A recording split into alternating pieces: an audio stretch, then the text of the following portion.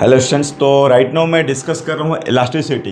11th physics series है और particularly ये बैकलॉग कवरेज के लिए चैप्टर मैं अभी डिस्कस करूँगा और टेस्ट सीरीज़ के लिए जो अभी आपको ऑलमोस्ट कोई कोई नेशनल जो इंस्टीट्यूशंस हैं उनमें ये टेस्ट सीरीज चल रहा है। तो अपने जो उसमें 1-to-1 सॉल्विंग में बच्चे जो आते हैं उनके लिए है ये बैकलॉग कवरेज टेस्ट सीरीज। और जो नेक्स्ट क्लिप आने वाला है उन्हीं के लिए आपका खास करके ये नीट के लिए आपको ये तो जेई के कॉन्टेक्स्ट में मैं डिस्कस करूँगा। इसमें thermal properties of the matter और एनएलएम वगैरह, ठीक है ना। तो मैंने ऑलरेडी आप लोग को बताया है कि अभी जो हमारा नेक्स्ट ईयर का जो रिजल्ट मिशन जो हम लोग तैयार कर रहे हैं तो उसमें हमारी जो इम्पोर्टेंट स्ट्रेटजी है कि अभी हमें 11th को छोड़ना नहीं है, 11th को लेकर ही चलना है। स्लो एंड स्टडी किसी न किसी अप्रोच में आपको चलना ही है, राइट। तो तभी जा कर के हम लोग फिर वो रिजल्ट के लिए कुछ काम कर पाएंगे, राइट। तो ठीक है, मैं अभी डिस्कस करता हूँ इलास्टिसिटी। छोटा सा चैप्टर है और इसमें इजी सॉल्विंग होता है, स्कोरिंग है। तो देखते हैं इसमें, है ना। तो इलास्टिसिटी एक्चुअली इसको मैकेनिक्स ऑफ सॉलिड भी बोलोगे आप, ठीक है, mechanics of the solid, right. तो इसमें क्या होगा, मैकेनिक्स ऑफ सॉलिड, ओके। और ये एक्चुअली जो मैटर का जो 3 स्टेट्स है, सॉलिड, लिक्विड और गैस। तो अभी हम लोग इसके कुछ प्रॉपर्टीज डिस्कस करेंगे सॉलिड में, ठीक है ना।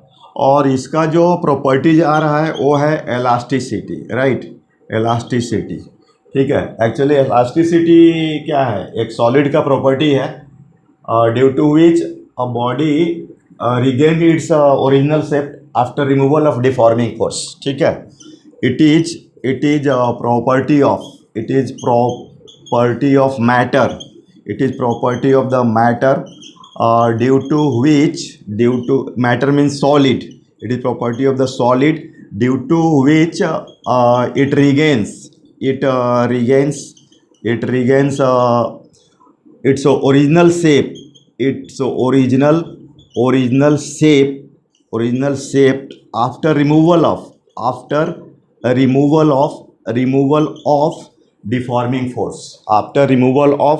deforming force, right, deforming force, okay, deforming force. तो अब ये देखना आप, जैसे कि ये तो डेफिनेशन हो रहा है, मतलब कि अब तो रियल लाइफ में देखते हैं कि कोई बॉडी होता है, जैसे ये मार्कर है, आप देखिए इस पर मैं डिफॉर्मिंग फोर्स लगा रहा हूँ, दोनों तरफ इक्वल अपोजिट फोर्स लगा रहा हूँ, तो ये ऑलमोस्ट अपना शेप मेंटेन कर रहा है एकदम 100%, मतलब ये बहुत परफेक्टली इलास्टिक बॉडी है। कभी कभी हमारे दिमाग में ये रहता है कि इलास्टिक का मतलब फ्लेक्सिबल, ऐसा नहीं है। मतलब ये देखिए, ये 100% एकदम परफेक्टली इलास्टिक बॉडी है। तो ये जो अपना मतलब कि प्रैक्टिकल कॉन्सेप्ट और ये रियलिटी में, तो ये सब चीज़ों को टेक्निकलिटीज़ हम लोग टेक्निकल टर्म्स डिस्कस करेंगे और तब जा कर के मुझे समझ में आएगा कि एक्चुअली ये इलास्टिसिटी का मतलब क्या है। मतलब इसमें कुछ टर्म्स एंड टेक्नोलॉजी जैसे स्ट्रेस, स्ट्रेन, ठीक है। और ये इलास्टिसिटी एक्चुअली होता क्यों है, ऐसा मतलब ये प्रॉपर्टी या रिमूवल, अगर आप मान लीजिए कि इस तरह का लेते हैं, ये आपका क्रॉस सेक्शनल एरिया है, ये क्रॉस सेक्शनल एरिया है और ये एफ लगा रहे हैं, तो एक्चुअली ये जो एफ देख रहे हैं, अब यहाँ पर ए तो 0 है, नेट फोर्स 0 है, तो हो सकता है कि ये थोड़ा इंक्रीज हो जाए, लेकिन जैसे ही इसको हटाएंगे तो ये आपका मेंटेन करता है। तो एक्चुअली ये देख रहे हैं ना, ये जो है आपका है रिस्टोरिंग फोर्स। क्या है रिस्टोरिंग फोर्स, मतलब एक तरह से देखा जाए तो ये स्प्रिंग की तरह बिहेव कर रहा है। तो ये सब थोड़ा सा मैं बताता हूँ, कुछ कैलकुलेशंस वगैरह, ओके। तो देखो आप इसमें डिफॉर्मिंग फोर्स, अच्छा ये मुझे आप लोग बताओ, ऐसे तो मैं एनएलएम भी डिस्कस करने वाला हूँ, ये फोर्स का इफेक्ट क्या होता है, थोड़ा सा मैं ऐसे जस्ट डिस्कस कर रहा हूँ। इफेक्ट ऑफ द फोर्स क्या है, ठीक है। इफेक्ट ऑफ द फोर्स अगर देखा जाए तो चेंज इन स्पीड होगा, चेंज इन, राइट, ये चेंज इन स्पीड, और क्या हो सकता है, चेंज इन डायरेक्शन, ठीक है, चेंज इन शेप हो जाएगा, है ना, शेप हो जाएगा। इस केस में जो फोर्स होता है इसको हम लोग डिफॉर्मिंग फोर्स बोलते हैं। क्या बोलते हैं, डिफॉर्मिंग फोर्स, राइट, क्या बोलते हैं, डिफॉर्मिंग फोर्स, है ना। तो ये चीज़ है, जैसे आपको ये मैंने दिखाया था कि इसमें, तो देखना आप ये क्या करना चाह रहा है, एक्चुअली एफ नेट बोले तो क्या होगा, 0 हो जाएगा ना, एफ नेट 0 हो जाएगा, ए जीरो हो जाएगा। तो एक्चुअली ये जो दिख रहा है ना, ये आपका डिफॉर्मिंग फोर्स है, ये चेंज इन द शेप है, ठीक है, चेंज इन द शेप है। और एक और बात ध्यान देना है कि डिफॉर्मिंग फोर्स को भी हम लोग कैटेगराइज कर सकते हैं कि वो कहाँ पर अप्लाई हो रहा है। मतलब आपका ये जो इम्पैक्ट हो रहा है वो किस एरिया पर अप्लाई हो रहा है। मतलब ये अगर देखा जाए तो टाइप्स ऑफ एरिया जो है ना इस चैप्टर में बहुत इंपॉर्टेंट है। कभी cross sectional area, surface area या एवरी पॉइंट, 3 तरह का इसमें कॉन्सेप्ट आएगा, ठीक है। तो ये जो होगा आपको ये टाइप्स ऑफ एरिया में देख लो, ये जानना तुम्हें ज़रूरी है कि कितने तरह का एरिया होता है, क्योंकि ये चैप्टर पूरा एरिया पर ही बेस्ड है कि आप डिफॉर्मिंग फोर्स जो लगा रहे हो ना वो कहाँ लगाओगे। तो ये देखना, एरिया में आपका ये क्रॉस सेक्शनल एरिया हो गया, सरफेस एरिया हो गया और एवरी पॉइंट हो गया, ठीक है, एवरी पॉइंट। जैसे कि मान लो कि ये लिक्विड में कोई तुमने बॉल को डिप कर दिया, तो ये लिक्विड जो होता है ना थ्रस्ट लगाता है, परपेंडिकुलर फोर्स लगाता है और हर पॉइंट पर लगाया, क्योंकि लिक्विड तो हर जगह कंटैक्ट्स में आ रहा है ना। तो ये चीज़ है। तो आप इसमें ये चीज़ देखना है आपको कि किस तरीके से हम लोग इसको डिस्कस करते हैं। सरफेस एरिया जो होगा, देखो आप ऐसा एक क्यूब ले लो, ये आप ऐसा कुछ करके इस तरीके से क्यूब हो गया। मान लो ये आपका रिजिड सपोर्ट है, इधर कोई फोर्स लगा रहे हो तो ये क्या हो जाएगा, आपका सरफेस एरिया हो जाएगा, ठीक है। और क्रॉस सेक्शनल एरिया तो आप समझ रहे हो, ये जो दिख रहा है आपका क्रॉस सेक्शनल एरिया हो जाएगा, ठीक है ना। तो आई होप ये तो आपको थोड़ा सा एक जो इसका इंट्रोडक्शन है यू आर गेटिंग इट। और दूसरा बात है कि अब ये इलास्टिसिटी मतलब बॉडी का जो टाइप्स हो गया, टाइप्स ऑफ द सॉलिड में अगर हम बात करें तो परफेक्टली इलास्टिक, ठीक है, सॉरी।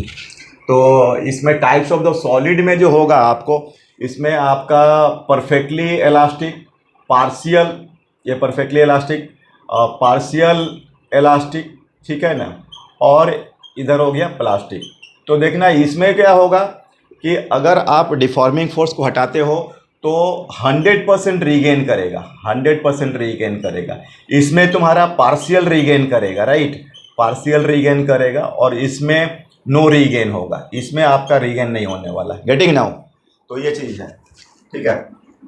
अब देखो ये वही चीज़ है, मैं अभी फिर बार बार बोल रहा हूँ कि अब ये देखना है कि कभी कभी ऐसा लगता है कि आपको कि जो फ्लेक्सिबल चीज़ है ना वो इलास्टिक है। अभी मैंने बताया नहीं, आपका वो जो 100% रीगेन कर रहा है, जैसे रॉड है तो रॉड तो बिल्कुल उसका शेप चेंज ही नहीं हो रहा है, इसका मतलब एकदम 100% रीगेन कर रहा है, इसका मतलब वो परफेक्टली इलास्टिक बॉडी है।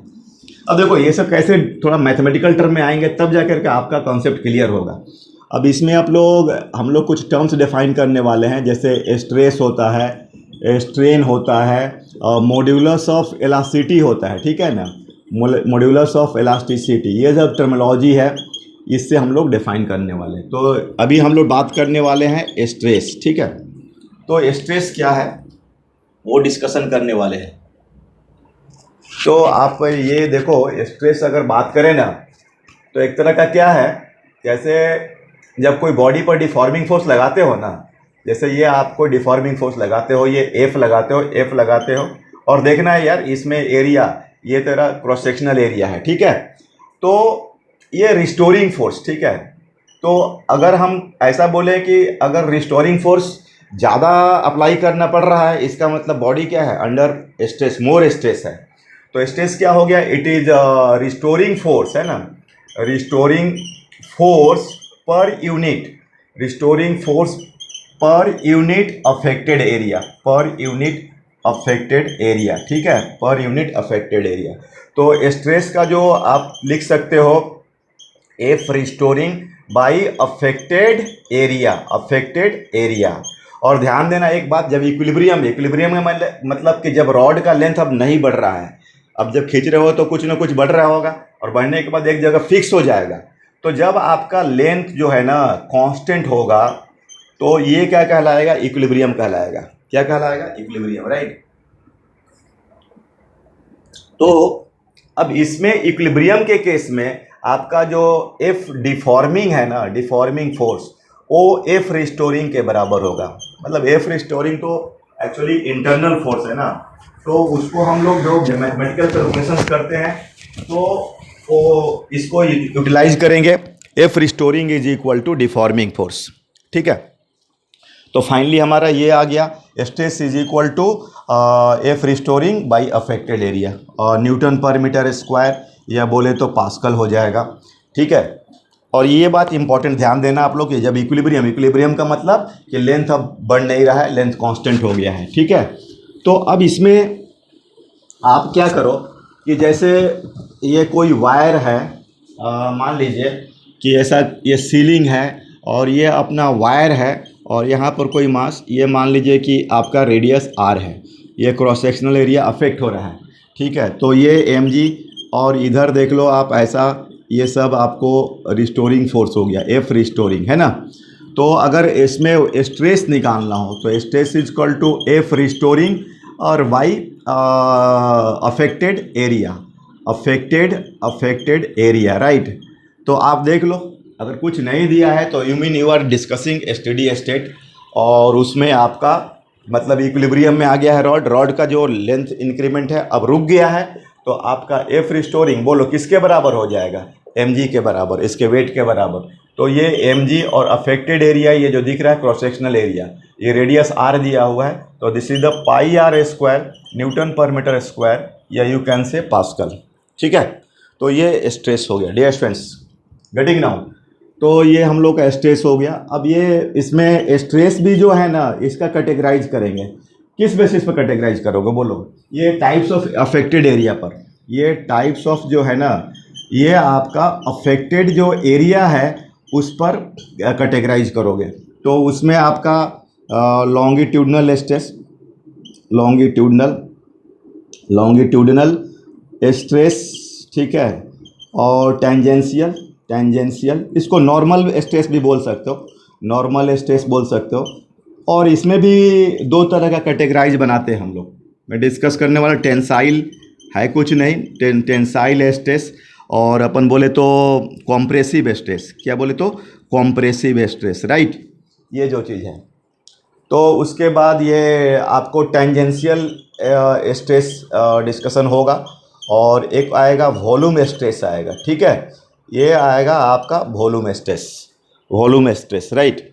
तो और ये देखो, ये अच्छा टॉपिक है, छोटा टॉपिक है, और ये थोड़ा काम का अपना है, मतलब इसमें इजी एफर्ट और मोर स्कोर जैसा मुझे लगता है। उसी तरीके से ये thermal properties of the matter, तो ये सब थोड़ा बेसिक आपको आएगा, तो फिर आप कनेक्ट कर पाओगे अगले चैप्टर्स को, आई होप इट। तो देखो आप लॉन्गिट्यूडनल में क्या होगा, वही अफेक्टेड एरिया के हिसाब से, तो उसमें अफेक्टेड एरिया आपका क्रॉस सेक्शनल एरिया होने वाला है, ठीक है। तो लॉन्गिट्यूडनल स्ट्रेस या नॉर्मल स्ट्रेस, ये लॉन्गिट्यूडनल स्ट्रेस या बोलो तो आप नॉर्मल स्ट्रेस, राइट।